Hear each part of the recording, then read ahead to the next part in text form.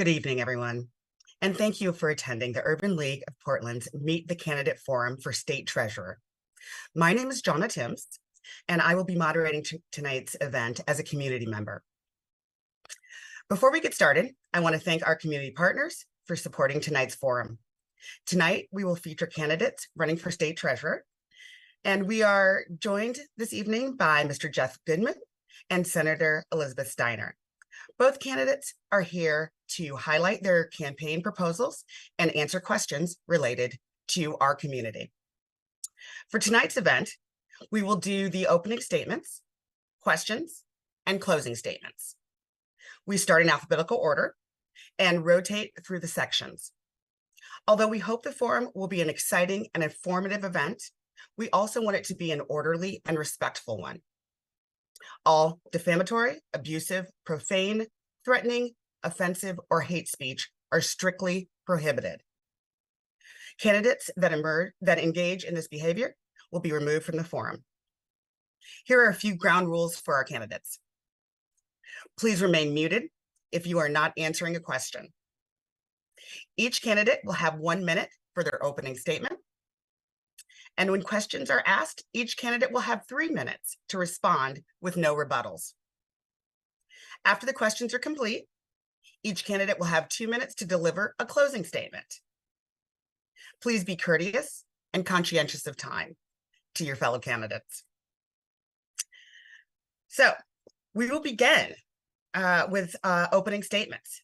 You both have 1 minute to introduce yourselves, and we will start with Mr. Jeff Goodman, followed by Senator Elizabeth Steiner. Mr. Goodman, your time starts now. Good evening, and thank you for the invitation to participate in tonight's Urban League discussion. My name is Jeff Goodman. I am a candidate for State Treasurer. I'm a lifelong resident of Oregon and have had the pleasure of receiving education, business background, volunteer background, providing me with 45 years of investing in budgeting, whether it's my degree from the Wharton MBA program at the University of Pennsylvania, analyst, controller, and multiple occasions as treasurer or chair of nonprofit organizations. I want to talk about the values, the things I believe in, that you cannot love Oregon and not love all Oregonians. By loving and respecting them, you reach out a hand when they fall and heal them when they are sick. You provide them with the opportunity to be self-sufficient, so they'll be equal in fact and not just simply in theory. I'm also a longtime member of the NAACP and have attended a number of the Urban League dinners.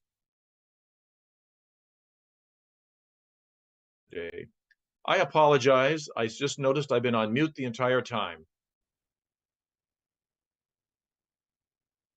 I think we have.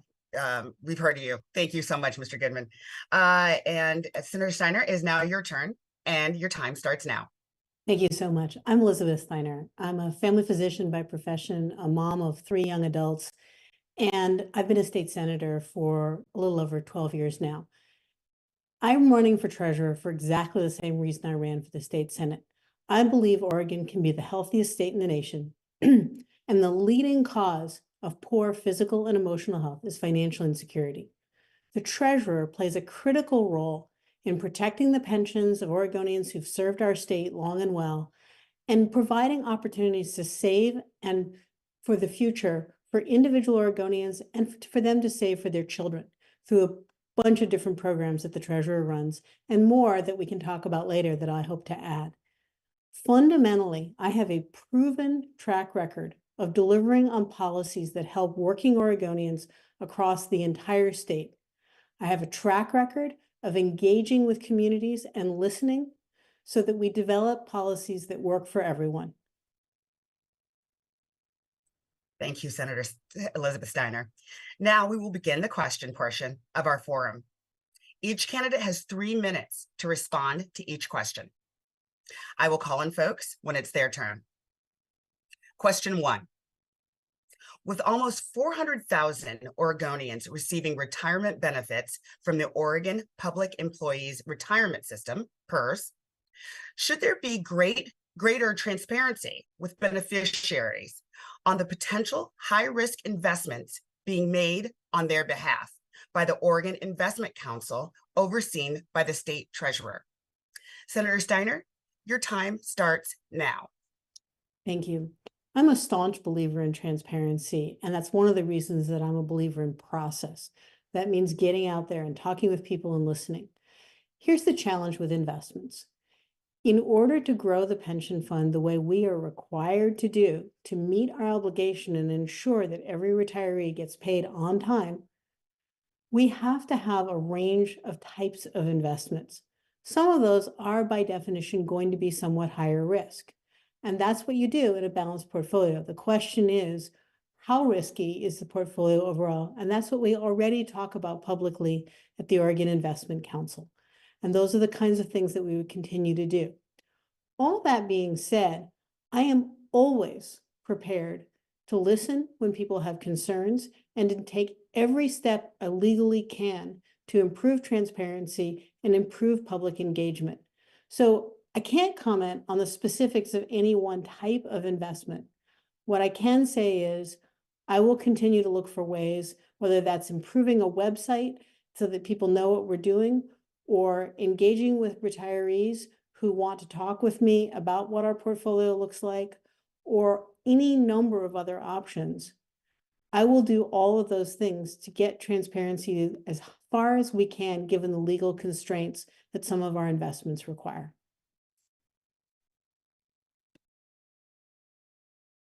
Thank you, Senator Steiner.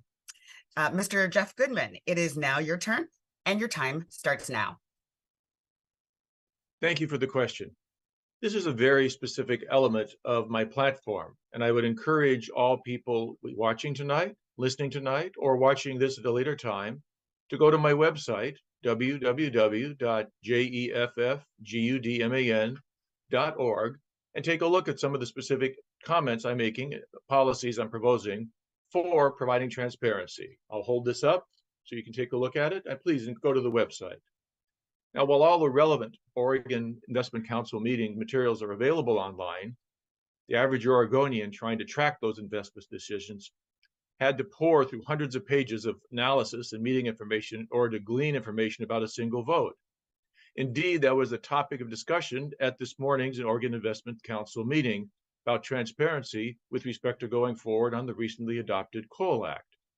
Now, in contrast, the Legislative Assembly has a very transparent OLIS system, the Oregon Legislative Information System, that presents a very crystal clear picture. If elected treasurer, I'll instruct the state treasury to develop and launch an online investment information tool that allows Oregonians a clear view of what's occurring at the public OIC meetings and elsewhere.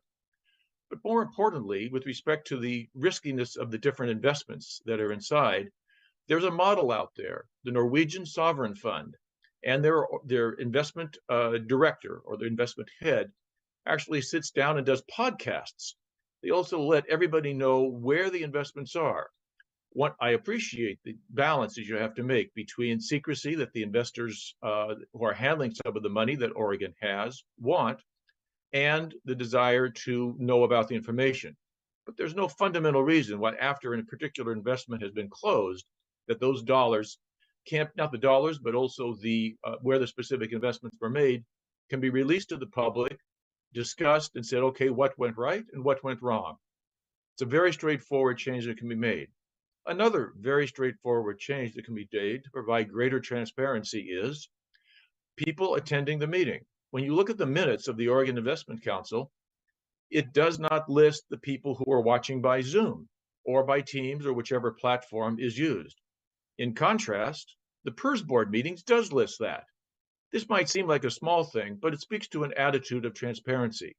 If the PERS board, the Public Employee Retirement System, can do it, there's no question that the Investment Council can also do it. So I'm committed through my platform in specific areas to provide that transparency. I know of examples of where it can be done both internationally and locally, and I will do all I can to provide as much transparency while acknowledging the trade-offs that go with that. Thank you, Jeff Goodman. Question number 2. Transparency and accountability are essential components of promoting racial equity in government. How will you ensure that the state treasurer's office is transparent in its decision-making processes and accountable to all Oregonians, particularly those from historically marginalized communities. Jeff Goodman, your time starts now. Get myself off mute. Thank you. Again, it's question of the transparency as well as the questions of racial equity in government are very important, and I identify them in my platform.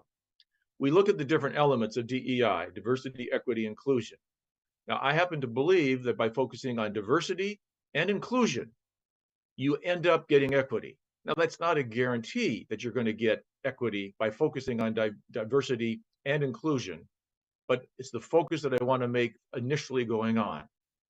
We have the opportunity to make sure that each discussion that we have is done through the lens of DEI. And again, once at this morning's meeting of the Oregon Investment Council, during the discussion among the various 5 council members, of which the treasurer is one, that was a question that was asked as they were having conversations among themselves at the end of the meeting. What are we doing to make sure that as we look at future investments as well as current investments, that we are applying an equity lens to that decision making? That's a conversation. It's occurring. It needs to continue, and I am deeply committed to making sure that happens. As I said, I've identified trying to include voices that have been marginalized in the past to make sure they are at the table and not simply being informed what is happening at the table after the fact. That gets us better decision making. Indeed, as my years of experience in investing, a core investment concept is diversification. It's something I've lived with on the investment side. It's the same thing that applies with respect to getting the best possible decision making from a variety of voices to make sure that we're providing the funds that we need to ensure the retirement for all the people part of the system. It'll be a core element of what I do going forward. Thank you, Mr. Goodman. Senator Steiner, it is now your turn, and your time starts now. Thank you.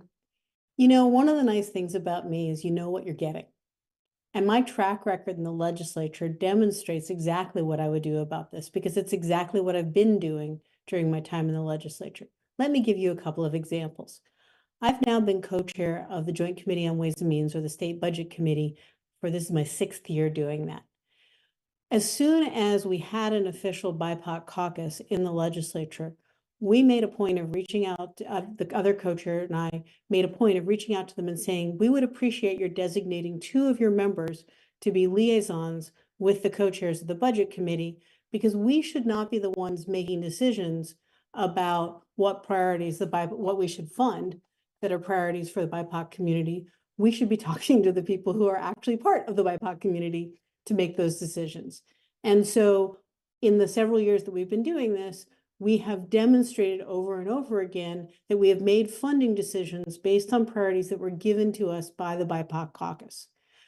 Other examples include things like developing what is now called Healthier Oregon, or Cover All People, which is the health insurance program for people who are eligible for the Oregon Health Plan by financial means, but aren't eligible based on their current documentation status. Either they're undocumented or they're in their first 5 years. That program was developed and has been rolled out in close consultation with community-based organizations that serve those people well, because we should not be the ones making those decisions as somebody who isn't directly affected by them. You have to make sure that you're talking to the people who are affected by your decisions and engaging with them on an ongoing basis. And that's exactly what I've done during my entire time in the legislature. I have built these strong working relationships across the entire state and across a wide range of community-based organizations that represent historically marginalized communities. So that's exactly what I would continue to do. I am a firm believer in the wisdom of crowds, and I'm a firm believer that when you get more diverse voices at the table, you get better outcomes. I've done it my entire career, and I'll keep doing it as treasurer. Thank you, Senator Steiner. Question 3. Given the commitment the Oregon Treasury has made to achieve net zero carbon emissions in the Oregon Public Employees Retirement Fund pension fund by 2050, how would you plan to support and accelerate efforts towards sustainability and responsible investing practices? Senator Steiner, Your time starts now. Thank you very much. Um, you know, I think that it's really, really important, and I've made a public commitment, and I'll keep making a public commitment to implement the net zero plan, not only on the timeline that's currently listed with cutting our carbon footprint by 50% by 2035 and then making it net zero by 2050, but accelerating that if at all possible. And I've also talked publicly, and I'll keep doing that, about considering a variety of factors that aren't currently included in that, such as what are called Scope 3 emissions, which are the emissions caused by companies that use fossil fuels. A great example are logistics companies, right? Companies like UPS, FedEx, DHL, whatever, who ship goods all over the world. All of those transportation methods use fossil fuels to ship those, except some of their local trucks that are now on alternative fuels. But my point is, if we don't take those Scope 3 emissions into consideration, then we're not actually doing our job of getting to net zero as quickly as possible, or more accurately, we're being a little disingenuous about it. And it's very important that we be as transparent as possible in this process, because when people trust the process, they trust the outcome. So we have to be very, very open and clear. We have to engage with the environmental community, with historically disadvantaged communities who are more adversely impacted by climate change or by emissions.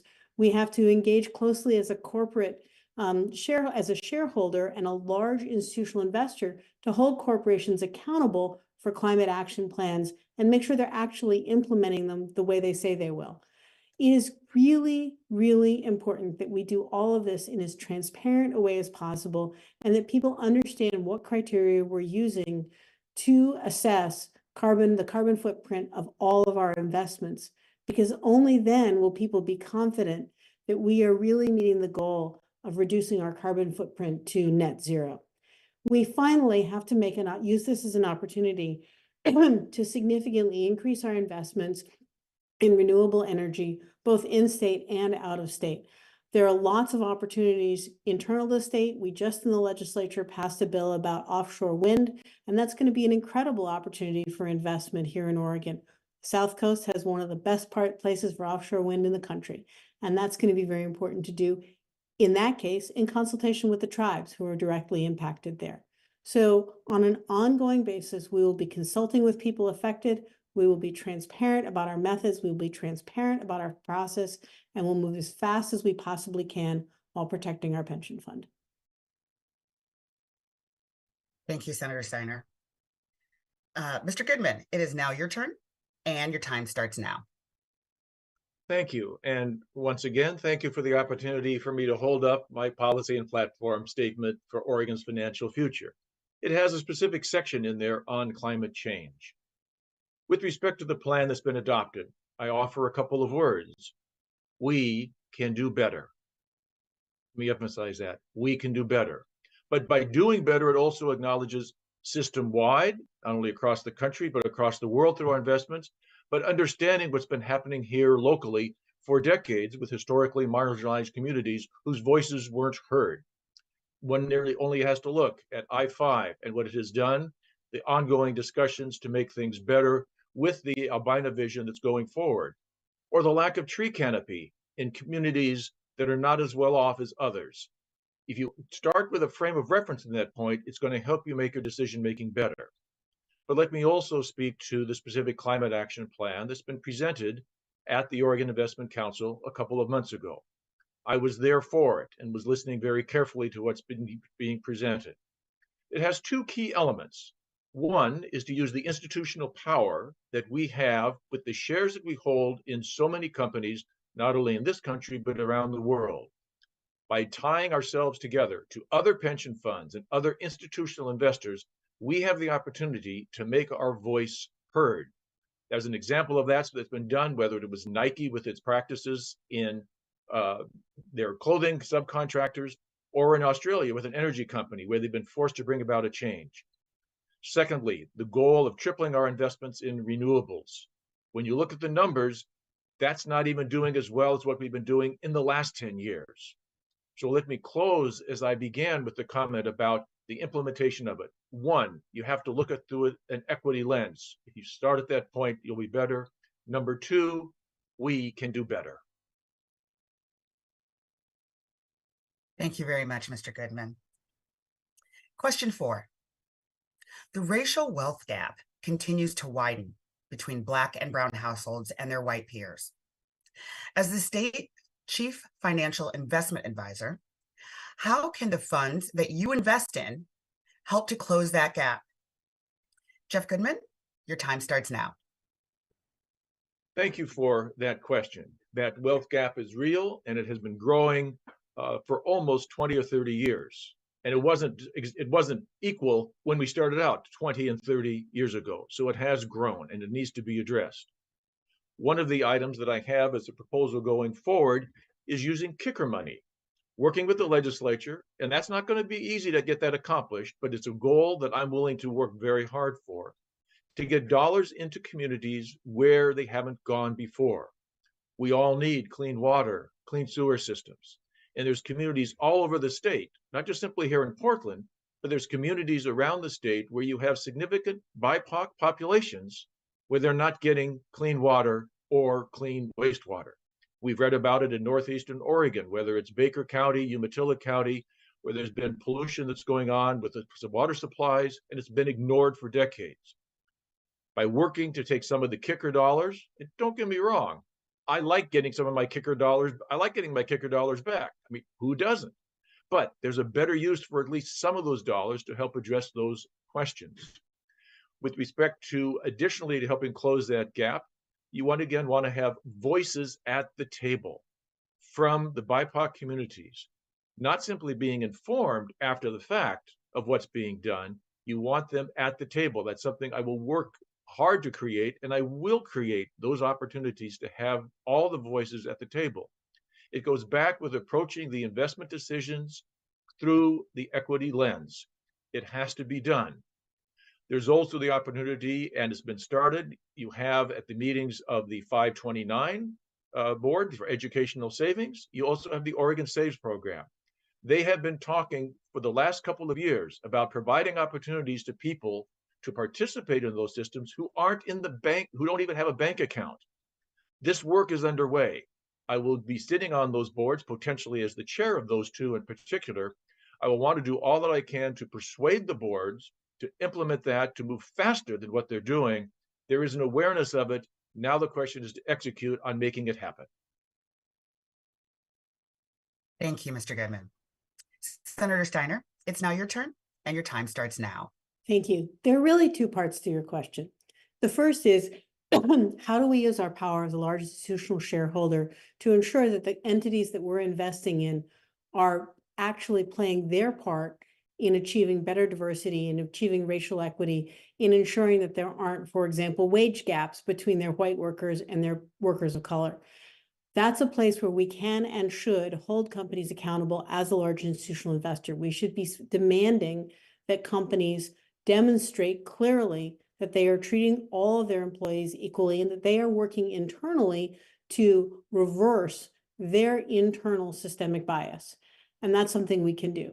Additionally, we know that doing that will actually result in better return on our investment, because the data are clear that companies that treat their workers better and that are fairer to their workers and have more equitable workplaces are companies that actually do better economically. So it's a win all around.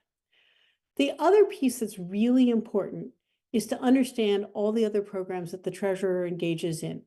For example, if you think about the 529 or what are currently called college savings plans, first of all, a tiny percentage of Oregon kids actually have one of these plans, and the vast majority of those who do are from white, middle, and upper class families. When in fact, we know that education is the best path towards overcoming wealth disparity, and it's a best way to get people moved solidly into the middle class and on a path to a stronger financial future. There are a lot of reasons why this is true. This includes people being unaware that you can use a 529 for all sorts of post-secondary education to get great family wage jobs in skilled trades for both white people and people of color. They're great jobs no matter what. but we don't do a good enough job of letting people know about this. Additionally, we don't do a good enough job ensuring that people understand the power of saving a small amount on an ongoing basis and making it really easy for them to do that. We've done it with Oregon Saves, and we can do it on a voluntary basis for people who want to establish savings accounts and have the opportunity to do so by automatic payroll deduction. There are lots of different ways we can do this. The last I'd mention is that there are things called individual development accounts. These are very important ways for lower income people to save to either start their own business, which again is a great path towards a more secure financial future, or save for a home. Home ownership is one of the greatest ways to build wealth also. So it's really important that we make sure that we partner with community-based organizations so that everyone knows about all of these opportunities to improve their financial future. Thank you so much, Dr. Steiner. We are at our final question. Question 5. The Who Pays report states on average, taxes in Oregon take up about 12% of the income of the lowest earning Oregonians, compared to 9.7% of the income of those in the middle, and 10.4% of the income of the richest 1%. Oregon's overall system tilts regressive, the report pointed out. If elected, how will you help Oregonians save on taxes and save for retirement? Senator Steiner, your time starts now. Thank you so much. First of all, I agree that our system is regressive. There are a lot of reasons for that, not least of which is that wealthy people have a lot of opportunities to use a lot of deductions, and they have a lot more money to pay for fancy accountants who help them save a lot of money on their taxes. And lower income people just don't have that opportunity, and that's a problem. Second of all, this is one of the places where I disagree with Mr. Goodman. I'm very concerned about any proposal that talks about diverting kicker money away from the lowest income Oregonians, because they deserve that money back. They need that money back. And while I agree that using some of it, especially that which would go to the wealthiest Oregonians for infrastructure, might be a good idea, again, because it creates jobs, we have to be very, very clear, if we're talking about the kicker, about protecting the kicker returns for people who need it the most. We don't need to be giving back $45,000 to wealthy people. We do need to be giving back hundreds more to lower income people. I would also point out that lower income people are less aware of opportunities they have to save in pre-tax ways. And whether that's through their retirement savings or through 529 or college savings plans or other things, most people are just unaware. They have not been given the information they need to make the best financial choices for themselves and their families. Wealthier people get that education, and that means that they have disparate tools. We need to be sure that lower income people have all the knowledge and all the tools possible to help them minimize their tax burden, and once again, to overcome those burdens, and to save and to recognize the value of even incremental increases in early savings for retirement because of the magical, incredible power of compound interest over time. I am absolutely committed to using this position to improve the financial well-being of every Oregonian, starting first and foremost with the Oregonians who need it the most, by partnering with community-based organizations, with parent-teacher associations, with unions, with any organization that wants to develop and provide free, culturally appropriate financial literacy education so that lower income families have the same tools and have the same knowledge available to them. Thank you. Thank you, Dr. Steiner. Mr. Jeff Goodman, it is now your turn, and your time starts now. Good. Thank you for the question. And I would start with a request. I am familiar in general with the statement that's made about the regressiveness of the tax system, but I think both Dr. Steiner and I could benefit if you wouldn't mind emailing that entire report to us. That way I can go through it, read it, absorb it, and be able to act on it. Let's talk in particular about the kicker that I mentioned earlier. Yes, I have spoken about having some of the kicker money go toward infrastructure projects, which does indeed benefit people. But at other forums that I have been at, I've also said there's many different ways that that can be structured. And indeed, you could structure it so that the kicker would not be taken away from people of a particular income and below, but it would be taken away from those above a certain level. That's one way in which that difference that you have between the different tax rates can be done. Absolutely correct. Lower income people, poor people, wherever you want to define that level, that kicker money is important to them. I wouldn't want to take it away from them. So there's a way you can structure that kicker proposal that I'm talking about so that doesn't happen. I'm always constantly reminded of the words that I hear in my head from my recently departed parents of several years ago. They commented, they said, "What you have in your head, nobody can take from you." Education is so important to being able to overcome that.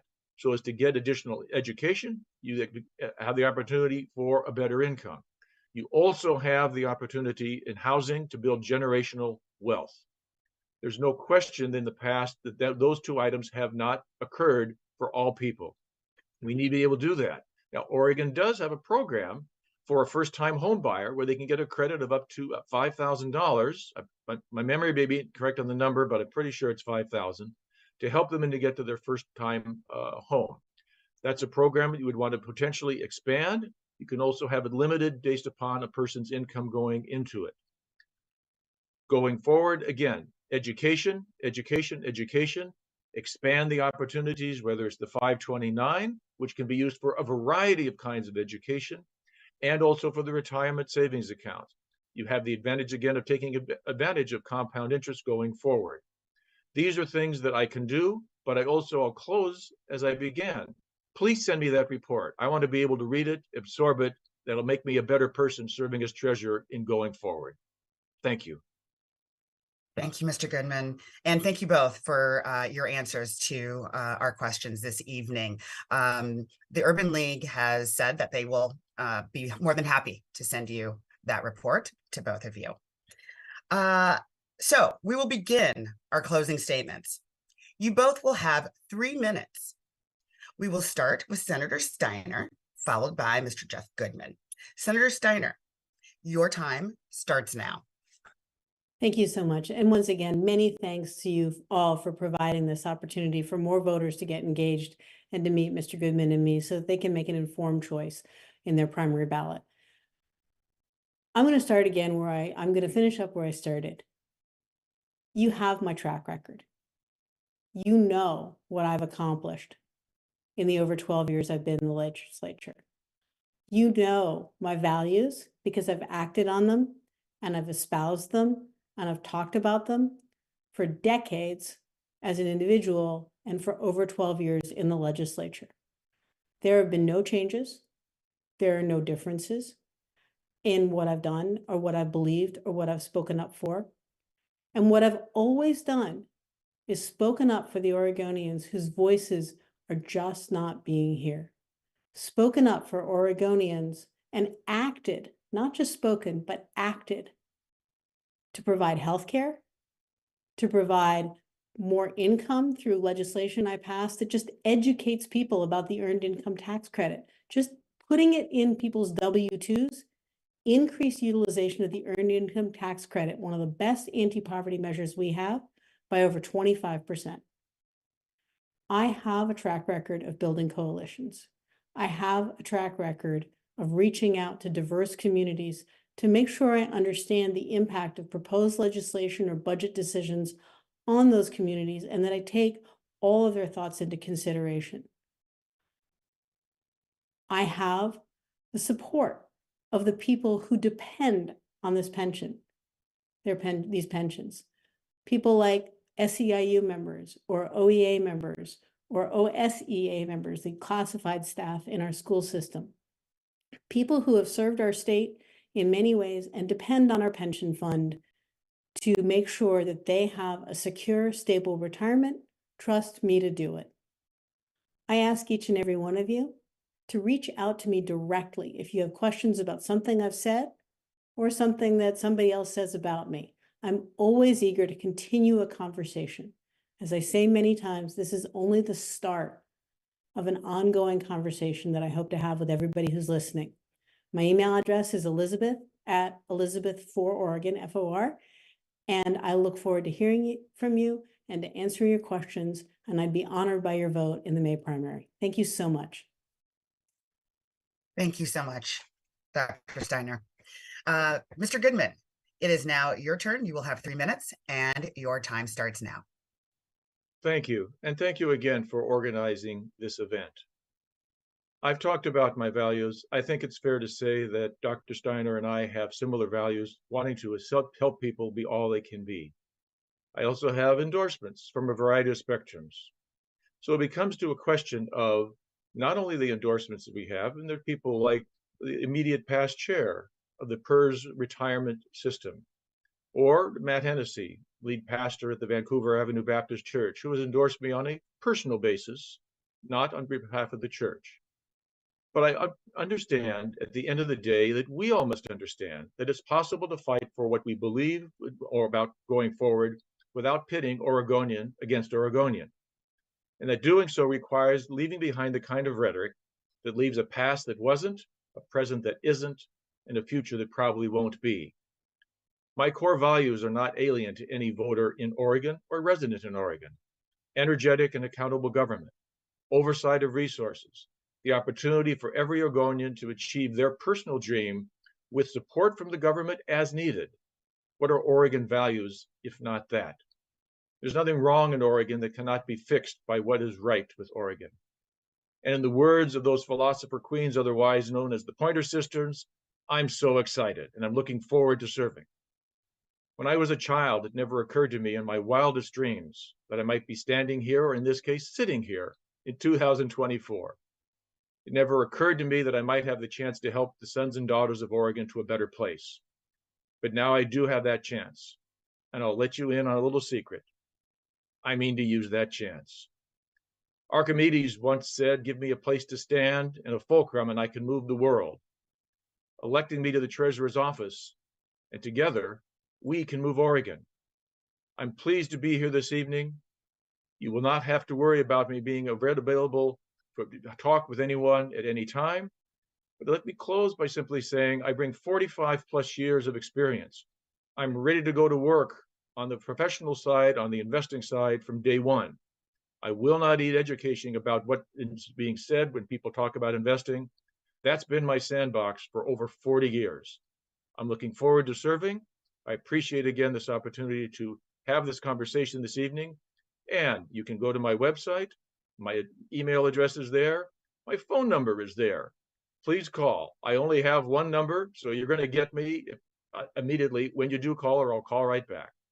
Thank you so very much, and be well. Thank you so much to both of you. As tonight's candidate forum comes to an end, I want to give a special thanks to our partners at LNS Captioning and OpenSignal, who are airing this forum for us this evening. We want to thank the candidates for participating tonight and other community partners. I want to highlight the importance of voting. The deadline to register to vote for the primary election is April 30th, and the primary election day is May 21st.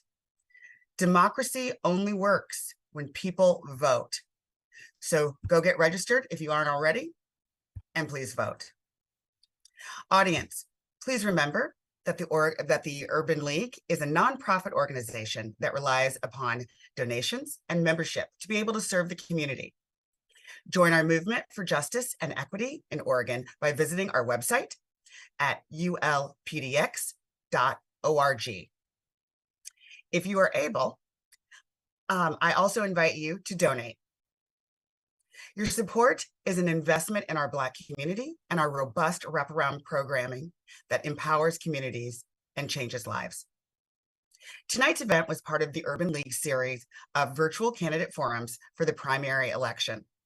Please visit ulpdx.org/2024 primary candidate forums to learn more about our series of events. If you need assistance voting or registering during the election season, staff at the Urban League are ready to talk with you. Please reach out via our website, social media, or call 503-280-2600 for assistance. On behalf of the Urban League President, Nikinde Harmon Johnson, the Board of Directors, and all our members, I thank our audience for joining us tonight. I am Jonna Timms, mediating tonight's event as a community member. I thank you very much and wish you all a good evening.